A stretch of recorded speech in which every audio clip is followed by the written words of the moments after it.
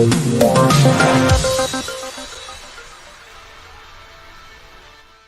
going to share my screen. I'm going to share this tweet that came, this stuff that came from this guy. So this guy, James O'Keefe. So real quick, let me pull up my thing real quick because we'll watch the first one.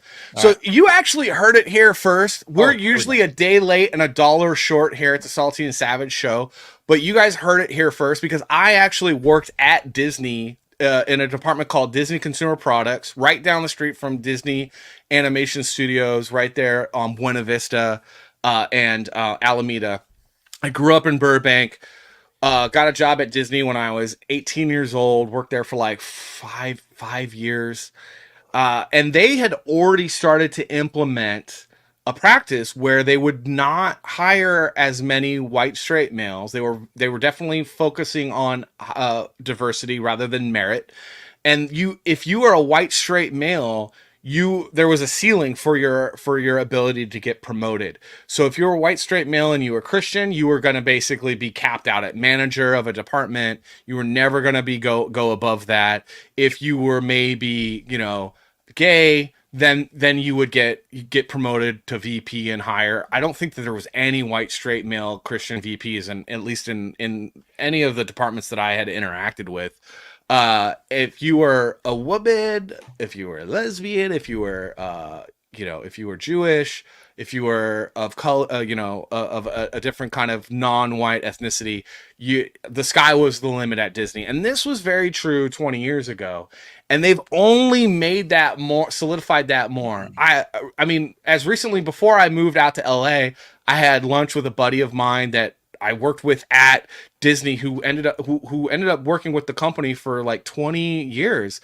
And he was like, I was thinking about going back. I was like, oh, there's a bunch of job availability. I have this career in entertainment advertising as a creative director. I wouldn't mind getting back into it, especially since they're, have relationships with Marvel and there's a lot of comic book overlap there. And he's like, so I had lunch with my buddy who worked there, and he's like, they won't hire you. And I was like, why? He's like, because you're white, you're straight, and you're male. And he's all, last time I checked, Salty, you were also pretty libertarian conservative. And I was like, yeah, still more so conservative now than ever. And he's like, yeah, they won't. They won't hire you. That was 5 years ago. I mean, and this guy was more conservative than I was, but he was able to work the whole I'm from Honduras angle. So he was able to stay for a long time and work his way up the ladder. So you heard, we talked about it last week on the Salty and Savage show. And I'm telling you, man, it's been a thing for 20 years. And what James O'Keefe has uncovered only solidifies that fact that Disney is a giant racist organization. And we'll look at about a little here. There's some times where there's no way we're hiring a white male. Just kind of. There's just times where there's no way they're hiring a white male. There's just times. It's just not going to happen. It's just not going to happen. And that this is on it. Yeah. Unspoken. There are times when it's spoken, but how would they say it? There's no way we're hiring a white male in this role. Like straight to you, or okay. Yeah. They'd be very careful how they message that to agents.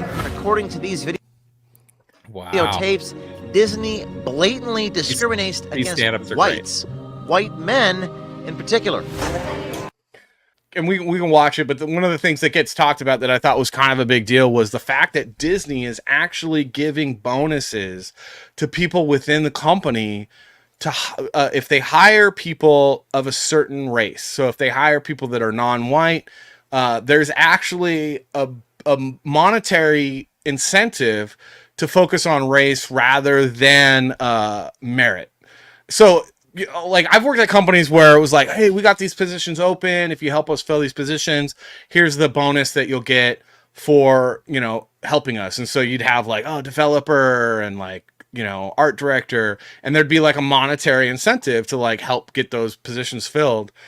Well, Disney has that, but instead of like, for positions or for the person being really good, it's for the right race. So this is what you were playing earlier, so we can continue with this just a little bit. There have been times where, there's no way we're hiring a white male. Just kind of unspoken. There are times when it's spoken, But how would they say it? spoken. No way we're. They just say it. And how do You they could say go. it? You could go full screen here if you wanted to. This is great though. But how do they say it? They say there's no way we're hiring a white male for this. Yeah. Well, they also say like they have code words, and he'll talk about So this guy went on 2 different dates with 2 different girls, and like divulges all this crap to them, and he talks about like the code words that they use. Like it goes. I mean, maybe everyone, if you guys do your own homework, but this is kind of like what we were talking. I'm curious because I haven't heard this whole thing.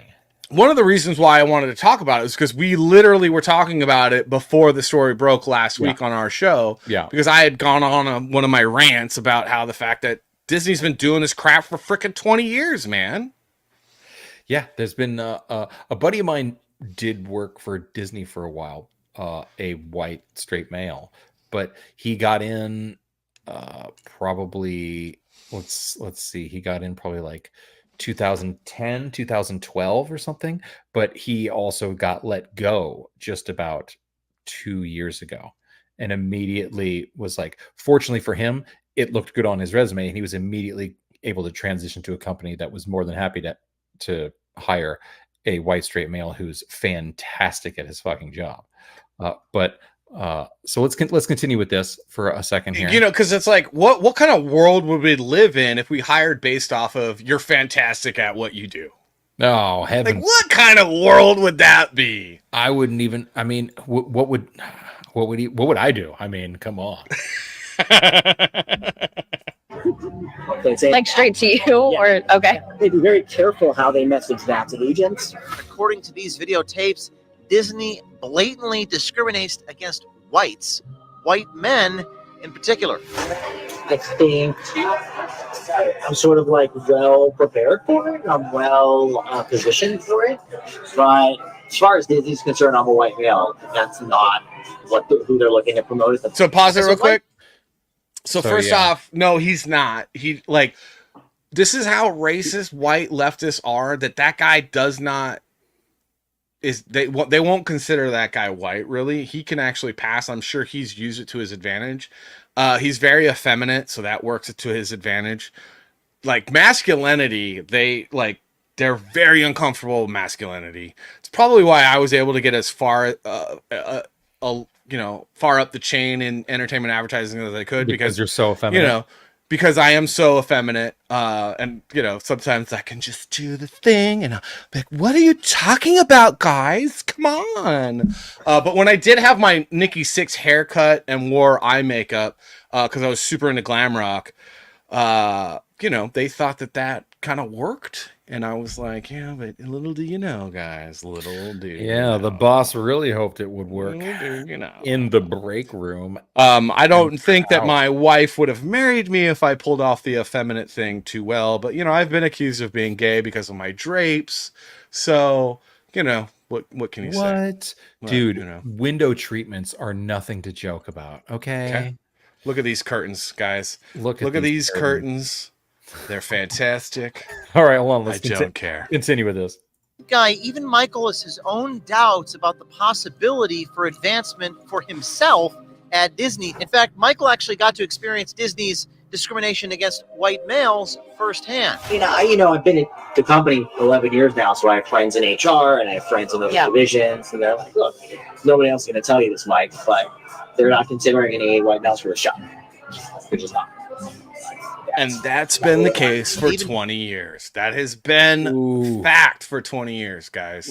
Now, granted, this guy could also be full of shit, and he's just talking. No, he's not, dude. No, he's not full of shit. He's actually not full of shit. But we have a very good feeling that this is legitimate. I mean, I still have friends that I still have friends that work at Disney, and I've had lunch. This is topic of conversation when we hang out socially or when we do things together socially. People that I worked with at Disney or people that I worked with at like an ad agency that ended up going to Disney, none of them white males. One of them actually lives in Tennessee now, used to work for Disney for a long time. And he looked very not white, even though he was white because he was Greek. He was like, dude, I'm capped. I can't get ahead.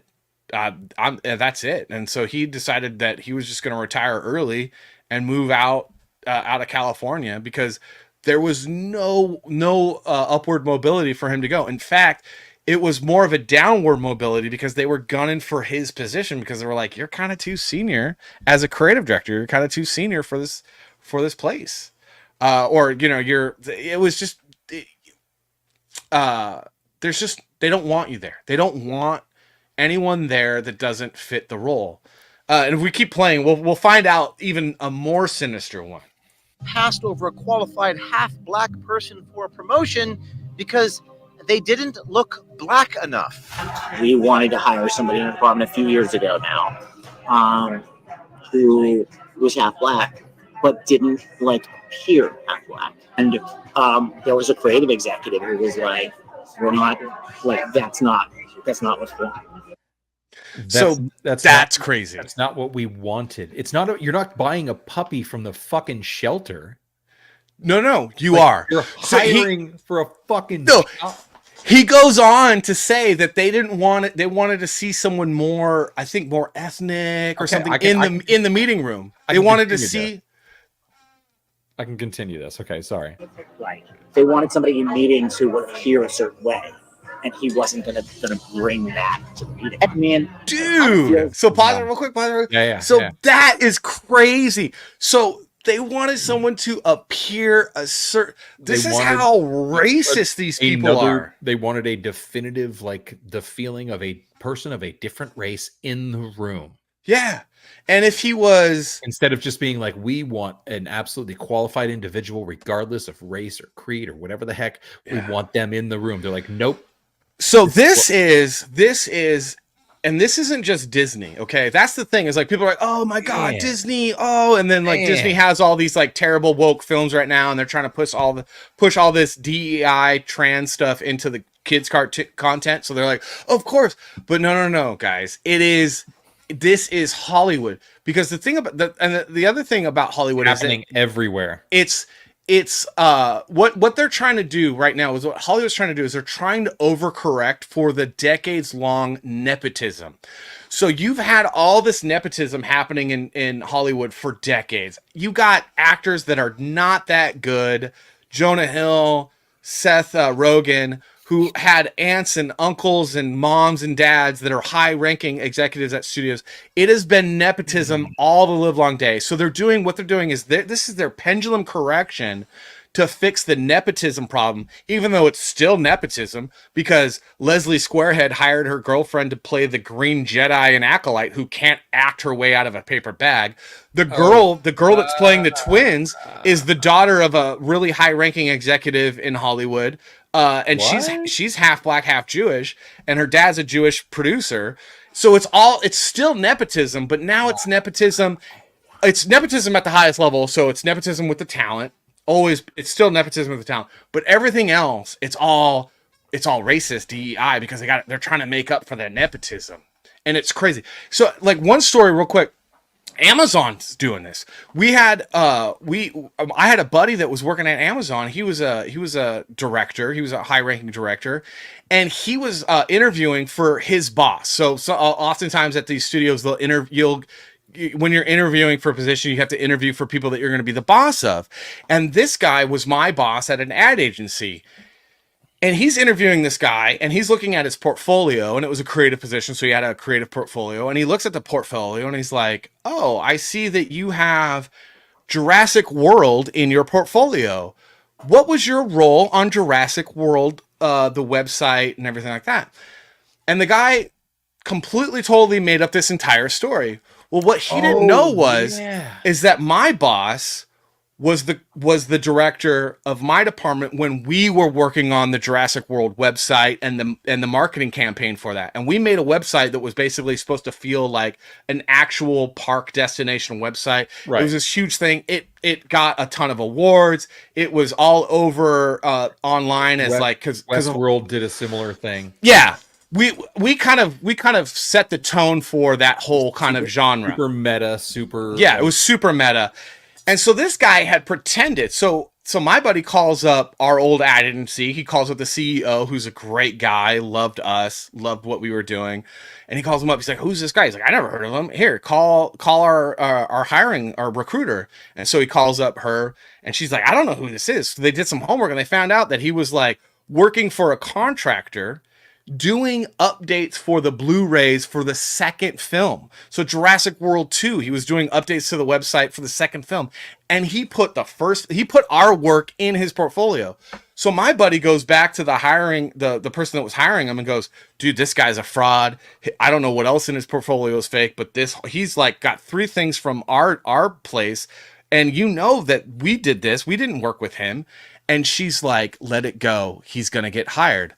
And I go, hey, bud.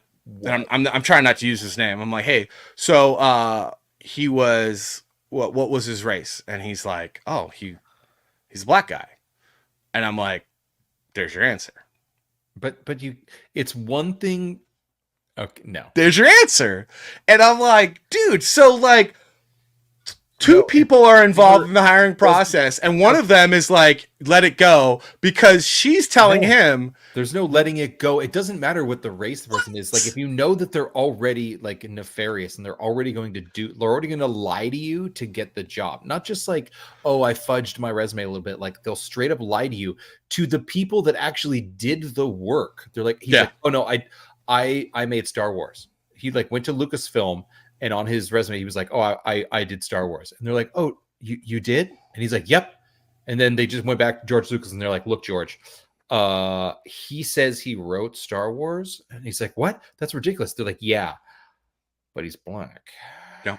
Well, James Wilson says that you could get Ted Danson to show up in blackface, and they'll hire you. You know, so like, if you can get Ted Danson to show up in blackface, I mean, you know, so this and that's I'm sorry, that's something that happened at Amazon. And I don't really, I mean, whatever, you know. I mean, so for me, my own personal experience, like endless stories. I mean, one of the stories was that me and 2 other guys had sold a show to one of the major Hollywood studios for an animated cartoon, and it was a great thing. And they were like, we love this idea. It's so amazing. It's so wonderful. And we get the show picked up. We sign the contracts. We start developing the show. And as we're meeting people, continually going up the ladder, everything got increasingly more difficult. And when it was the year of 2016, there was something big that happened in 2016, and then we got they were like, we love this show. It's so unique. We want this show. It's like the most unique show that we've ever seen. We want to put this on our platform. And we're like, oh, great. So we develop it, and then they call us up in 2016 after the election, blah blah blah, and they're like, we want to cancel the show. We just don't really feel like it's that unique. We're like, wait, you told us it was the most unique thing you'd ever seen.